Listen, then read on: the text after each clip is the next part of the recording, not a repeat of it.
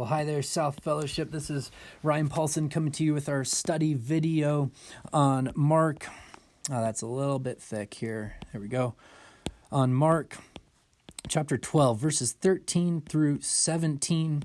And this is a text that is about everybody's favorite topic, politics. And it's interesting, as we're going to see, that this is an issue that is used to try to trap Jesus because politics were controversial. So, some things never change, do they? All right, let's dive in. There's just one pretty simple point that I want to make, and then an encouragement to give to you, okay? It says this, and they sent to him, to Jesus, some of the Pharisees, and we're going to sort of highlight these two groups because they're important, the Pharisees and some of the Herodians, to trap Jesus in his talk. And they came to him and he said, "Teacher, we know that you are true and do not care about anyone's opinion, for you're not swayed by appearances, but truly teach the way of God." So they're pandering him, okay? They're mocking him a little bit. "Is it lawful to pay taxes to Caesar or not? Should we pay them or not?" Now, just so you know, the Herodians would have been very much in favor of paying taxes to Caesar. Their hope was that somebody from the Herodian dynasty would get in power again and would give them all the rights and potentially the power in order to make decisions. So they were pro-taxes, they were pro-Roman Empire. They wanted to see Israel flourish, and they felt like getting in bed with Rome was the best way to do it. The Pharisees, however, felt just the opposite. They were a negative on paying taxes to Caesar. They were more zealous. They wanted the pure religion, and they really were hoping for somebody that would come and be their own Caesar, that they would overthrow the government. Okay? So Jesus is truly in a no-win situation because one way or another, somebody's going to be disappointed, right? It's either the Herodians or the Pharisees. But knowing their hypocrisy, okay, so this is, you're mocking me, he knows it. He said to them, "Why put me to the test? Bring me a denarius and let me look at it." And they brought him one. And he said to them, "Whose likeness and inscription is on this?" And they said to him, "Caesar's." And Jesus said to them, "Render or give to Caesar the things that are Caesar's, and to God the things that are God's." All right, so here's my question. Who does Jesus side with?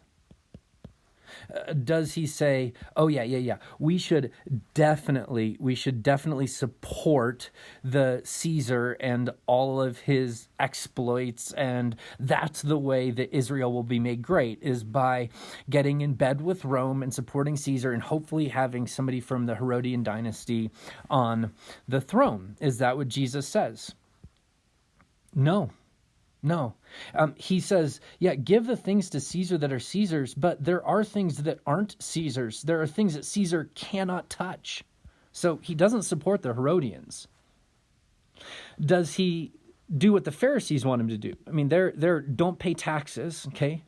Jesus, tell us we don't have to pay these taxes, and tell us that you're going to overthrow Rome. Tell us you're going to be the new Caesar, the king, right? Does he do that? No, he says, well, there's things that are Caesar's. Give them to him. And there are things that are God's. Give those things to God. All right. So usually we have two options, option A and option B. And you get to choose between one or the other. Which one is it? And what Jesus says is, oh man, those binary options are just a fallacy. that there are way more options than just option A or option B. You have option C, D, E, F, G, H. I mean, and we could go on and on and on, right? And that's the brilliance of Jesus. The brilliance of Jesus is he says to those people in that day, I'm not playing your game. I'm not playing your option A or option B game. I'm coming with a third way. Ancient followers of Jesus used to call this the via media, the third way option. And I guess that would be my encouragement out of this study is don't settle for just thinking that there's two ways to look at a issue, especially in politics, right? We have conservatives and liberals. You just plug those in option A or option B, right? Are you a Republican or are you a Democrat? Option A or option B? And I think the follower of Jesus who makes an impact in the future of politics will be people who say, no, there's a third way. There's a better way.